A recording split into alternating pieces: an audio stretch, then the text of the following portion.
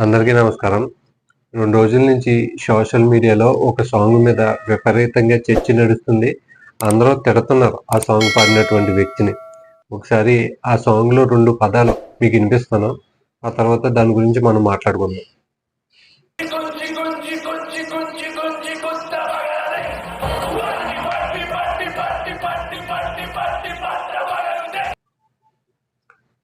ప్రభాకర్ కొడుకు attitude star Chandrahas ఇటీవల ఒక సినిమాలో నటించాడు. 'బరాబర్ ప్రేమిస్తా' అని చెప్పి ఆ సినిమాకి సంబంధించి ప్రీ రిలీజ్ ఈవెంట్ ఏదో జరిగితే ఆ ఈవెంట్‌లో వేదిక మీద ఆయన పాడినటువంటి పాట. ఈ పాట పాడిన తర్వాత అందరూ పచ్చిగా తిడుతున్నారు లిటరల్‌గా.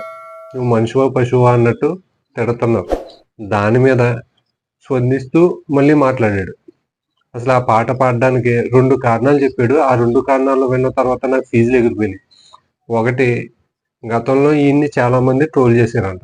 విపరీతంగా ట్రోల్ చేశారు. అందులో 2 బూతు పదాలు తీసుకొచ్చి ఈ పాటలో పెట్టి పాడాను. నన్ను ట్రోల్ చేసినోళ్ళకి సమాధానంగా ఈ పాట పాడాను. అదేవిధంగా సినిమాని ప్రమోట్ చేసుకోవాలి కదా! జనంలోకి వెళ్ళాలి కదా! ఇట్లాంటి ఏదోటి కంటెంట్ చేస్తే ప్రమోట్ అవుతది, జనంలోకి వెళ్తది అన్నట్టు ఈ పాట పాడాను అన్నట్టు మాట్లాడుతున్నాడు.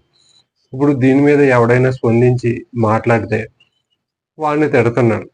గతంలో నా మనోభావాలు దెబ్బతిన్నప్పుడు, నన్ను ట్రోల్ చేసినప్పుడు ఎవడో మాట్లాడలేదు. నుంచి 2 బూతు పదాలు తీసుకొచ్చి నేను పాడితే తప్పా అని చెప్పి వాడు చేసిన ఎదవ పనికి ఒక జస్టిఫికేషన్ ఇచ్చుకుంటున్నాడు. ప్రతి హీరో కెరియర్ కూడా వాళ్ళ సినిమాలు తీస్తున్న దాని మీద ఆధారపడి ఉంటది. మనోడి కెరియర్ మాత్రం వాడి యాటిట్యూడ్ మీద ఆధారపడి ఉంది. వాడి యాటిట్యూడ్ మారకపోతే గనక వాడి కెరియర్ పాతాళంలోకి వెళ్ళిపోతది. ఇంకా వీటికి గట్టిగా చెప్పాలంటే, అర్థమయ్యేటట్టు చెప్పాలంటే, మన తెలుగు ఇండస్ట్రీలో పెద్ద పెద్ద హీరోల కొడుకులు ఇండస్ట్రీకి వచ్చారు. చిరంజీవి గారి కొడుకు రామ్ చరణ్. ఆయన సినిమా ఇండస్ట్రీలో అడుగుపెట్టిన తర్వాత తొలి సినిమాల్లో విపరీతంగా ట్రోల్స్‌కి గురయ్యాడు. ఎప్పుడు ఒకే ఎక్స్‌ప్రెషన్ పెడతాడు. అసలు బాగుంటలేదు ఈయన యాక్టింగు.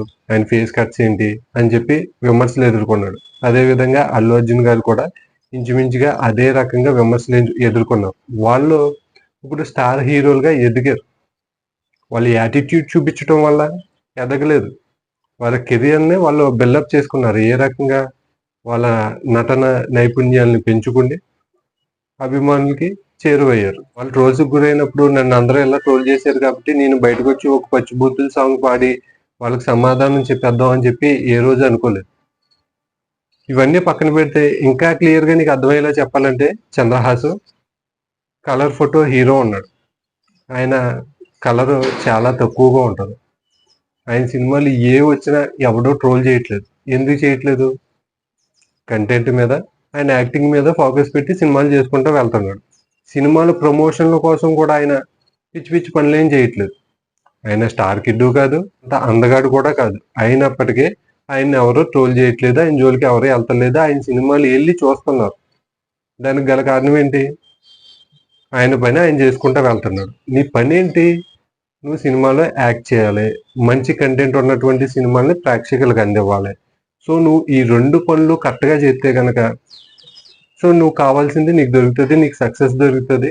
జనంలో నీకు గుర్తింపు దొరుకుతది. నీకు పేరొస్తది. నీ తల్లిదండ్రులకు పేరొస్తది. అందరికీ పేరొస్తది. నీ చుట్టూ ఉన్న వాళ్ళందరికీ. అంతేగాని ఒక యాటిట్యూడ్ పెట్టుకుంది, నన్ను ఎవడో ట్రోల్ చేస్తున్నాడో కాబట్టి నేను బూతులు తిడతా, వాడి మీద పాట పాడతాను. నన్ను తిట్టాడు కాబట్టి నేను కూడా తిడతాను అని చెప్పి నువ్వు సమాధానం చెప్దాం అనుకుంటున్నావు చూసావా? అది తప్పు. నీ సమాధానం నీ యాక్టింగ్‌తోని, నీ కంటెంట్‌తోని ప్రేక్షకులు చూపిస్తే వాళ్ళే ఆ ట్రోల్ చేసిన వాళ్ళందరికీ సమాధానం చెప్తారు. సో ఇటువంటి బూతు పాటలు పాడేటప్పుడు వేదిక మీద ఉన్నటువంటి పెద్దలైనా ఆపుండాల్సింది. ఇప్పుడు జేడీ చక్రవర్తి గారు అప్పుడు ఆపుకోకుండా ఇప్పుడు బయటకొచ్చి సో నేను అతను అలా పాడేటప్పుడు బయటికి వెళ్ళిపోయి ఉండాల్సింది. వాడు చేసింది తప్పే అన్నట్టు ఇప్పుడు మాట్లాడుతుంది. ఇప్పుడేం ఉపయోగం? ఆ తప్పు జరిగేటప్పుడు ఖండించుంటే అప్పుడు ఉపయోగం. సో యాటిట్యూడ్ స్టార్ చంద్రహాస్ పాడిన పాట తప్పా రైటా అన్న దానిపై మీ అభిప్రాయం ఏంటో కింద కామెంట్ బాక్స్‌లో తెలియజేయండి. ఈ వీడియో నచ్చితే కనుక కింద హైప్ అనే ఒక ఆప్షన్ ఉంటుంది. దాన్ని క్లిక్ చేయండి. మన ఛానల్‌ని సబ్స్క్రైబ్ చేసుకోండి. సపోర్ట్ చేయండి. Thank you.